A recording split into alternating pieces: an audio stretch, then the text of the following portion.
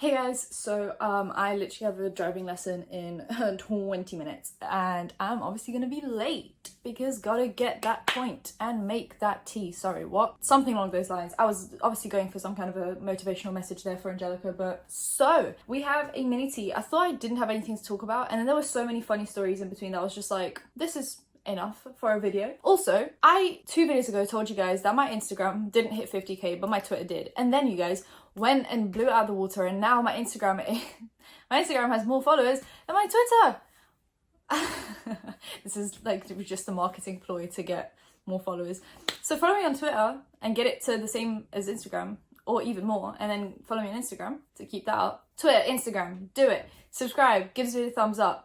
Watch it all the way through, all that good stuff. I'm a YouTuber. Let's start off with something really stupid. Keemstar, the drama channel from Drama Alert, saw makeup lines being launched and saw that things were being done, and he thought that he could also release makeup.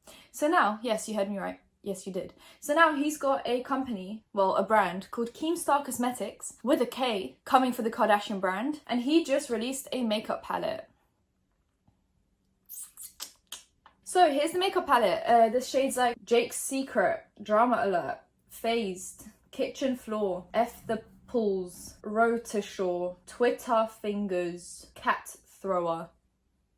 This has like zero direction, zero originality, zero. I don't know why he did this, and I am just waiting for someone to find a beard hair in it because I'm pretty sure he made this like in his kitchen. I wouldn't be surprised if he did.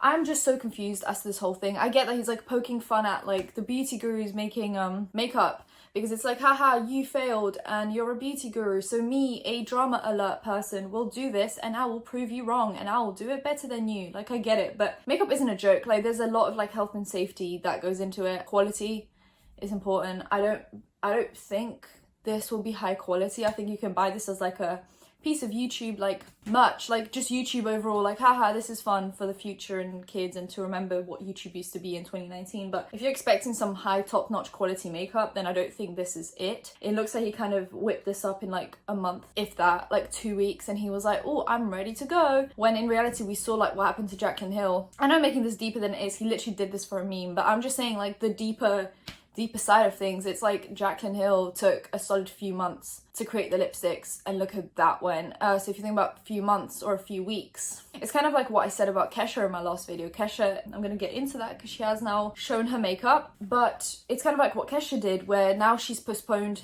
the launch date, and to me that sounded like she wasn't ready, and maybe, just maybe, she didn't spend enough time on this makeup launch, because if she did, she probably would have had everything kind of in place, ready to go. If you say, you know, September 5th, it's September 5th and not December the 2nd. Do you know what I mean? It's kind of that kind of thing, where I just kind of expect things to, once they're said, they're like, that's it, put in stone. Like, unless there's some kind of a huge emergency, I just don't see why you would have to delay your makeup line.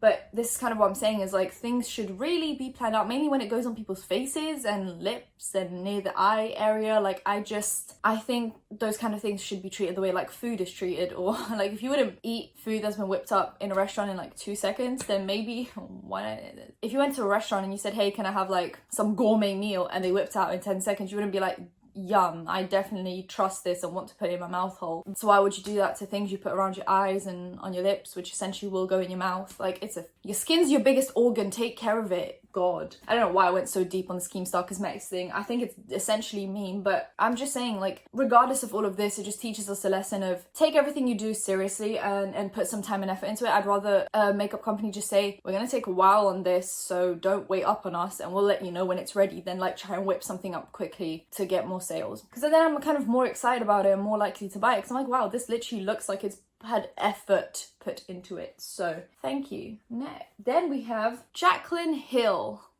We love Jaclyn Hill on this channel because we talk about her a lot. That clearly means we love her. Jaclyn Hill, I love you. She tweeted out saying, I love sliding into my supportive followers' DMs and sending them product. It's something I've done for years but never talked about. But those who know, know. I love you guys and I'm so appreciative of you. So I'm gonna take this tweet apart and say what I think about it. And the thoughts I have aren't very positive. First of all, I love sliding into my supportive followers' DMs. Obviously that wouldn't necessarily be a problem if it was anyone else, but with Jaclyn Hill, she's had this agenda of my followers that criticize me for actual valid reasons aren't supportive followers, even though those are probably the ones that are looking out for you the most. They're like, you know, like, you could really make this better, Jaclyn. We believe in you. If you just put in a little bit more effort, a little bit more time, I think you could really make this work. Be, you know, clear about everything. Don't lie about anything. They're like the actual supportive followers that really are looking out for you. I'm not talking about like the haters that call you fat or say that there's something wrong with your face. Like, those are not followers or supportive followers in any way, shape or form. And if they claim they are, they're lying just so they can cover up their hate. And I wouldn't listen to those anyway, because it's none of their business what your face looks like. But there are actual supportive followers that bought her lipsticks and said, hey, this isn't okay, and we will tell you how we think you can make it better, and take that advice on as you will. And she just claimed it all as hate.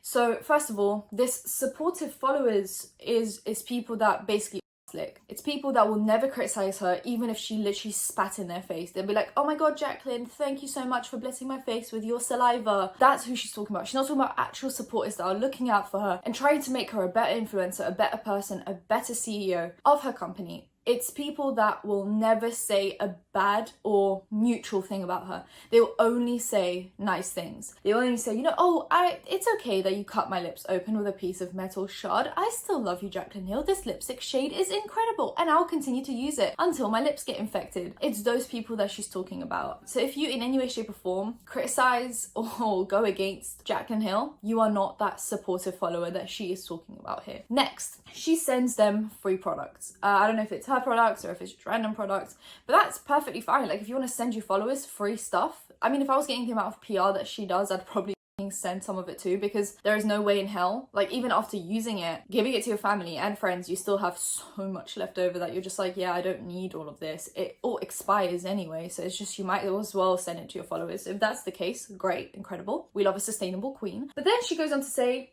it's something I've done for years but never talked about. But those who know. If you had not tweeted that out, that statement would have been correct, if that makes sense. So like, if she never tweeted this out, then only those real supportive fans would know about this, and it would be like this secret community of like exchanging gifts and stuff, and it would be like, if you know, you know, and if you don't, then you're missing out. But when you tweet it out to your, what, like, million followers, then at that point, it's not some kind of secret supportive club that only the real know about. It's like, everyone knows now because you've said it. This tweet just makes no sense. It like contradicts itself front to back. It doesn't make sense. And then she goes, I love you guys and I'm so appreciative of you. This is another one of those, like, you know, when there used to be YouTube videos of people going around giving homeless people food and recording it for their millions of subscribers and putting like 10 mid-rolls on it and being like, so compassionate, and like maybe they'd spend like $1,000 on the video but they would make like 20k from it. I'd be like, couldn't do that without the camera on? Really? You had to make sure that everyone knew you were an incredible human being and like you were so sweet and charitable and such a good person. You had to let us know. Okay, this kind of screams that, but in like a less in your face way, because there's no mid-rolls on it. It's not like a 20-minute long video. It's just a tweet. But the tweet, I never get when people are like, I do all these good things and I just never talk about it. But by talking about it, you're talking about it. Do you know what I mean? Next tea. I forgot to talk about this when I was talking about Jaclyn Hill, but she obviously sent out PR to people. She sent out PR to Jeffree Star and Kathleen Lights and other YouTubers, and then other smaller YouTubers like Raw Beauty Christy. And she then sent out PR to this smaller influencer on Twitter, and the influencer basically took a picture of it and said, why was I only sent one product in one shade and the rest of those big influencers were getting like the whole bundle, the whole PR kit? You know, a PR kit is different to what you can buy online. So like a PR kit will have all the products in all the shades. So when she sends PR to influencers, it's a huge box with all the shades and all the products so that they can show their fans everything. So why is it that she sent this micro influencer just the one shade and the one product that she thought they'd maybe enjoy? It just maybe is like oh, you're too small. you don't have enough followers for me to send you that many products. I don't know, it could have been a mistake. Angelika giving Jaclyn the benefit of the doubt for 10 minutes straight. I don't see this as like a mistake, because how can you mistake one product over a PR box? And maybe she ran out of PR boxes at that point, but if you can restock your damn highlighters that quick, then you can definitely get more PR boxes. I don't know, I feel like this should have been planned ahead. I remember Tati's launch, right? So she planned who she was going to give PR boxes to, and then she wrote all the notes and she did all the PR kits, so she knew she had exactly the amount that she wanted, and that was it. That's all the PR that she sent out. So with Jaclyn Hill, I'm confused as to why she then ran out of PR boxes. You should have a set list of people you're going to send PR to, and then that exact same amount of boxes. If you're going to send someone PR, then you might as well just not do it at all. Next tea. Twitch banned Corinna Kopp for wearing like this Chanel camisole, this like cami with like a bow on it, and you couldn't see anything else. It was just like, you could only see about like this much of her, and she got banned for it because they said she was wearing undergarments, so like a bra, like that wasn't a bra. And then Alinity threw her cat, made her cat drink vodka, and then recently made her dog smell her private parts, and she didn't get banned. Is Alinity holding people hostage, or she's like bribing them, or she is bribing them with things other than money, if you know what I mean, and if you don't, then because there is no way that Alinity gets away with all of that, and then Corinna Kopp wears a cami, it gets banned. Who does this? Who decided on these guidelines? We all thought YouTube was bad with guidelines, and then Twitch people get this. I am shooketh. I'm never going on Twitch. Not that I ever intended to, but never going on Twitch now. Next tea. So regarding the Faze Banks and Alissa Violet tea that I spoke about yesterday, Jake Paul just released a tweet that says he's gonna release a song called These Days, and it's so the tweet says, "What I never got to say. These days, December 13th, and a picture of him and Alissa Violet kissing, kind of. And it's what they used to use for their merch promo. That's convenient, isn't it? It's gonna bring back the hashtag Jalissa merch because of all of this. It's funny because Jake Paul allegedly didn't treat Alissa very well. He physically, kind of, and psychologically abused her while she was there. And then when she got with Banks, Banks was like, I hate Jake Paul, how dare you do that? I would never treat Alissa like this. She is an incredible girl. She is so amazing. I don't know why you would ever cheat on her or ever treat her this way. And then like, he did the exact same thing. So clearly Alissa goes for a certain type. And I think she should change that type, because that type clearly doesn't work. And the type I'm talking about is rich influencer boys. I don't know why Jake Paul would feel the need to get involved. It's like, don't you have a wife to tend to? Go and buy your wife a handbag or another G-Wagon or something and mind your own damn business. Other than just that, Faze Banks posted a tweet that just said, Alissa, and it was the typical notepad apology, if you could even call it that, where he says, I could spend the next few minutes listing all the horrible things Alissa has done to me and why we didn't work out and why I did what I did. Imagine being called out for being a cheater and slightly abusive. Like, he smashed 8 phones she had and broke in a window of a car that she got as a present from someone else. That doesn't sound like a sane person to me, but okay. And he starts off the apology in big quotation marks, big quotation marks, apology. I could spend the next few minutes. Do you know how much a few minutes is of complaining? It's a lot. And I do it all the time, and I know how much it is. Next few minutes listing all the horrible things Alissa has done to me and why we didn't work out and why I did what I did. Why I cheated on her multiple times, made her feel like, broke her phones, and broke the windshield of her car. I don't know what she did to you, but I don't think there's many things that would require this much revenge. And if she really did things so bad that required this amount of revenge, then maybe just break up with her.